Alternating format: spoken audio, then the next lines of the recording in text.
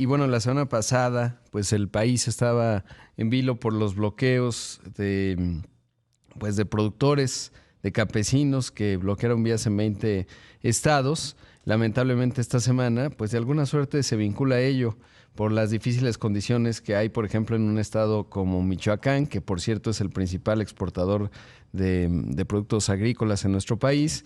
Y bueno, para hablar de todo ello, me da gusto saludar esta mañana a Juan Carlos Anaya, director de Grupo Consultor de Mercados Agrícolas. Juan Carlos, ¿cómo estás? Buenos días, gracias. Buenos días, Rodrigo, con el gusto de estar en tu programa y hablar pues de un tema pues que la verdad sentimos mucho la pérdida de Carlos Manso, que se junta con la de Bernardo Bravo, que ocurrió también en Michoacán y que es lamentable que estos sucesos estén ocurriendo en el país, pero pues esto muestra la falta de seguridad que tenemos en muchas partes del territorio nacional. Sí, la verdad es que es algo realmente muy triste y sobre todo pues muestra los desafíos que tiene pues que tiene el país, ¿no? Evidentemente, pero además Michoacán, que es un gran productor y exportador. Y quiero preguntarte eso, ¿cómo, pues tú que eres un observador, analista profundo de este sector, cómo se ha modificado la estructura de costos? ¿Cuál es el impacto de esta inseguridad en términos de los precios, pero sobre todo de los desafíos de los productores? Mira, Rodrigo, lo que hemos venido señalando es que después del COVID, los productores han sufrido incrementos de costos de alrededor del 46%, principalmente en los temas de semillas, fertilizantes. Y luego también tenemos que los precios en el tema de granos han caído en una forma sorprendente por la gran producción a nivel mundial que han hecho que en granos baje 30-50%. Y en el caso de frutas y hortalizas, la realidad es que con el tema arancelario por parte de Estados Unidos, hemos visto freno en algunos productos, no en el caso de aguacate en valor, pero sí en precio por kilo. La realidad, los productores de aguacate de tanto también de limón, sus precios han venido cayendo en zonas productoras. Para darte una idea, en el caso del aguacate, de andar el precio en 26, 30 pesos el kilo al productor, ahorita anda en 18, 19 pesos el kilo. O en el caso del limón, ellos son grandes productores de limón mexicano, el precio hace 2, 3 semanas andaba en 9, 10 pesos, hoy anda en 6 pesos, que fue el reclamo de Bernardo. Pero también si nos vamos más atrás, hace 3, 4 años el limón llegó a estar 20 pesos por todo el tema que están viviendo de, de- del pago derecho de piso, la extorsión. Entonces, la realidad en el caso que está provocando la extorsión, pues incrementos en toda la cadena. El productor tiene que pagar extorsión. Caso de limón que conocemos bien, entre 2, 4 pesos el kilo, casi lo que gana el productor. O vemos también el caso de aguacate, también extorsiones que tienen que pagar por cortar su aguacate, por llevarlo al empaque, por el transporte. Y luego te vienes a la Ciudad de México, a otras regiones del país, y ahí también se presenta cuando llegan los camiones para que puedan pasar la extorsión. Entonces es lamentable y también en los mercados, pues todo lo que se cobra de extorsión en cuanto al tema de que tú te puedas poner en tu puesto, te cobran, o cuando ven que hay un problema de falta de oferta, esconden el producto y eso incrementa el precio al consumidor. Entonces se habla por parte de INEGI que todo esto está impactando los precios entre un 10-15% a lo largo de la cadena, que es un impuesto que no es un puesto recaudatorio que beneficia al país, sino a unos cuantos. Sí, es realmente esto que escribes cuando se piensa con detenimiento, pues es en toda la cadena y al final repercute pues en los consumidores y obviamente en los productores y como bien mencionas en el eslabón, pues nadie gana. Ahora, describías el fenómeno pues de un incremento de costos para los productores y por otro lado una caída de precios, que finalmente depende cómo se vea, pues eso de cara a los consumidores pues es buena noticia, aunque la distorsión del crimen organizado pues evidentemente atenúa, digamos, esa dinámica de precios. Ahora, de lo que vimos la semana pasada, además publicas un buen análisis en términos del maíz blanco, que sí importamos y lo estamos haciendo porque es lógico, ¿no? Finalmente, con la dinámica de mercado, y lo que te quiero preguntar de manera concreta es, ¿qué tanto, pues, más allá de las protestas, muchos deciden desde cambiar de cultivo hasta dedicarse a otra cosa? ¿Cómo se ven esos números? Bueno, la realidad es que no, en México no son productores como en Estados Unidos, que son granjeros en el Ujú. sentido de que pueden cambiar de maíz a trigo, a soya, ¿sí? O eres naranjero, eres naranjero, ¿sí? Entonces, no tenemos una cultura de estar cambiando cultivos, y menos en frutas y hortalizas, y más en frutas que dura 4 o 5 años el árbol. Mm. En el tema de granos sí se podría, y se hace algo en el Bajío cuando no hay agua, en el caso de maíz y sorgo, pero al final siguen siendo los mismos commodities que actualmente están afectando los precios. Te quiero señalar que en el caso del maíz, el problema que estamos viviendo y de la toma de las carreteras es la falta de una política que dé certidumbre al productor de tener un ingreso adecuado, que le dé rentabilidad, y también que se ordene la comercialización. Esto ocurrió muchos años en el país sin problemas desde el 2002 al 2019. Desgraciadamente, el presidente López Obrador, con otra visión de país, eliminó los programas de comercialización para volver a la CONASUPO con precios de garantía en Segalmex, que ha sido un fracaso. Y hoy lo que están demandando los productores es un ingreso objetivo que se tenía. Ellos lo que reclaman actualmente es que el precio de garantía que estableció el gobierno para pequeños productores es de 7,200 pesos. Y bueno, como cualquier líder pide, pero creo que se tiene que negociar un ingreso objetivo razonable que podría andar en los 6,500, 6,300 pesos la tonelada, y de ahí ordenar el mercado, reunir a compradores y productores como se hacía. Se establecen las bases de comercialización y se comercializaba la cosecha. La realidad, no hay que inventar nada nuevo, todo está hecho. Desgraciadamente, este gobierno se le olvida y no han aprendido que el mercado es el mercado, y así funciona el mercado mundial, con futuros, con bases, y ellos quieren pues establecer precios de garantía para unos cuantos y excluyen a la mayor parte, a gran parte de productores que son los que más producen, porque los pequeños productores, desgraciadamente, que no tienen tecnología y todo, solamente están produciendo el 24% del maíz. En cambio, el mediano y gran productor produce el 76%, y eso lleva, y yo creo que no le pasaron bien la información a la presidenta.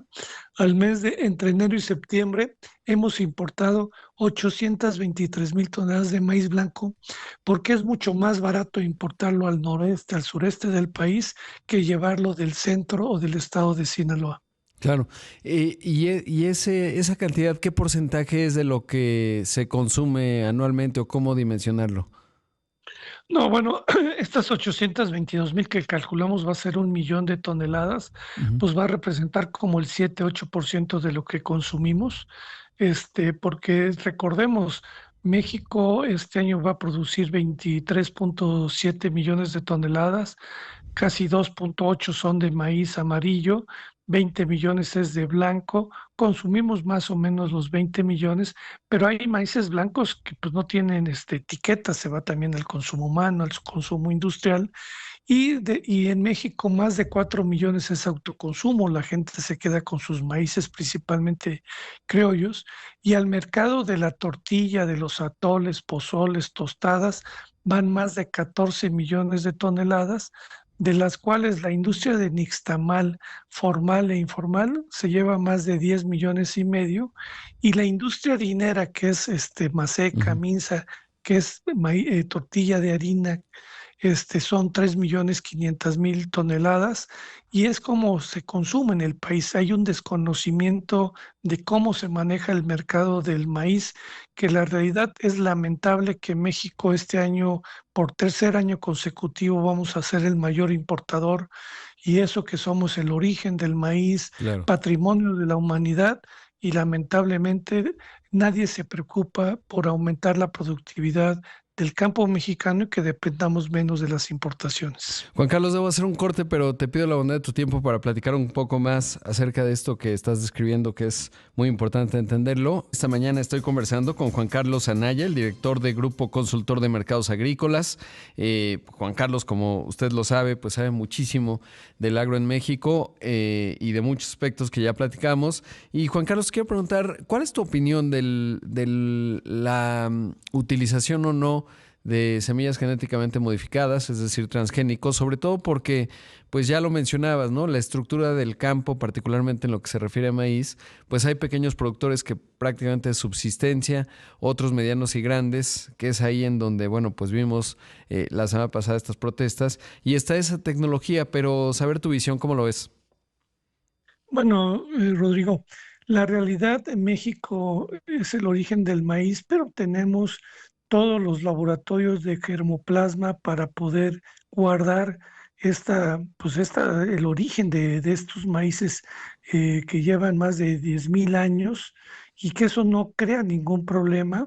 El tema se ha vuelto ideológico en virtud de que nuestros productores, principalmente del sureste, que usan variedades criollas, como te señalaba, son propiedades la mayor parte de menos de 5 hectáreas y tienen rendimientos entre 1,5 y 2,5 toneladas. En cambio, con variedades híbridas, en el centro del país, en Guanajuato, Michoacán, se producen entre 8 y 10 toneladas por hectárea y con híbridos también se producen, en el caso de Sinaloa, entre 12 toneladas por hectárea o el caso de Chihuahua, 14 toneladas por hectárea.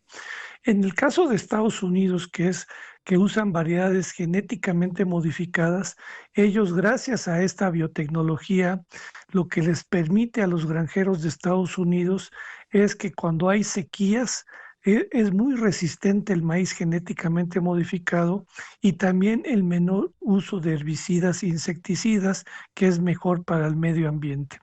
Pero esta discusión México la ha tenido por guardar sus maíces y recordemos que el año pasado perdimos el panel porque México argumentó que hacía daño a la salud de los maíces genéticamente modificados y perdimos el panel porque no lo pudimos mostrar. Por ello, muchos productores del centro y norte del país, donde no hay variedades criollas mexicanos, lo que han solicitado y piden para estar en el mismo nivel que nuestros socios comerciales, que se pueda utilizar el maíz genéticamente modificado, pero recordemos que este año la ley estableció en el artículo cuarto que México no puede sembrar. Entonces, pues estamos en un tema de que no podamos usar biotecnología como lo usa Estados Unidos, Brasil, Argentina, la misma China, y la realidad son pasos que atrasan el desarrollo de nuestros productores de usar esta biotecnología que permite ser muy resistente a la sequía y que es mejor para el medio ambiente. Llevamos comiendo maíces genéticamente modificados por los más de 20 años y a mí no me ha crecido la nariz, ni las orejas, ni nada por el estilo. La realidad estamos metidos en un tema ideológico donde un número de gentes deciden, pero no producen ellos y los que producen lo ven de diferente manera. Claro, sí, ahora que te escuchaba pensaba, pues es como si dijésemos, no vamos a utilizar teléfonos celulares, pura línea fija, porque las ondas de los teléfonos celulares son muy peligrosas y habría que entender qué implica operar como economía, las empresas, nosotros como ciudadanos, con puro teléfono fijo, ¿no? Pues sería como vivir en 1980, cuando el mundo hoy pues ha estado revolucionado y particularmente porque pues enfrentamos un problema en términos de productividad, por supuesto de precio y pues no dan ni por un lado en este caso pues estas garantías mediante este esquema y por otro lado pues tampoco la salida. Ahora, ¿cómo funciona el agro en otras partes? Porque de repente uno puede pensar, obviamente, y a lo mejor lo que digo es poco común, pero pues si no somos buenos ya produciendo maíz, aunque somos el origen, igual que el chocolate, por ejemplo, que no aquí surgió, pues a lo mejor ya ni modo, ¿no? Es parte del mercado, pero cuando pienso con una visión puramente de mercado, voy y reviso otros países, Estados Unidos, Canadá, Europa, etcétera, de los que sé, Argentina, y siempre hay un componente de subsidios por lo esencial que significa pues la cadena alimenticia, digamos, para un país. Pero ¿cómo lo ves? Porque otra opción sería pues que sea el mercado el que defina, ¿no? No, bueno, lo que yo creo que es muy claro que México tiene que definirse en el tema de qué es prioritario. Y te quiero recordar que hace muchos años, cuando se estableció con el presidente Fox el ingreso objetivo, porque desaparece con Asupo, se establece ingreso objetivo para el maíz blanco y amarillo, porque la realidad es que también producimos amarillo y está fuera de la política y eso está mal. Luego también teníamos precios de ingresos objetivos para trigo, para sorgo, que actualmente no está contemplado en ningún programa, y otros productos como soya, girasol, cártamo, muchos productos que tenían ingreso objetivo y le daba certidumbre al productor. Y los precios relativos que se ponían en ingreso objetivo es hacia dónde orientabas la política. Igual sucede en Estados Unidos, como tú señalas, pues ahí hay una política muy clara de apoyos y subsidios, porque ahorita el gobierno americano con la caída de los precios, pues va a tenerle que meter 10,000, 20,000 millones de dólares a sus productores.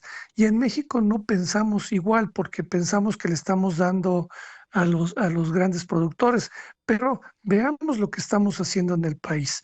No estamos apoyando a nuestros productores dando certidumbre, pero sí estamos regalando petróleo A a Cuba. Cuba, sí estamos subsidiando el Tren Maya, estamos pagando una pérdida por lo ineficiente que es Pemex. Con lo que pagas en un mes o en 3 meses de pérdidas de Pemex, ayudarías a todo el campo mexicano. Claro. Entonces, cuando me dicen que no hay recursos para apoyar a cientos y miles que nos dan de comer, es lamentable la visión, siendo que siempre había programas de apoyo a la comercialización, para el financiamiento, para el seguro, para la innovación, para la tecnología.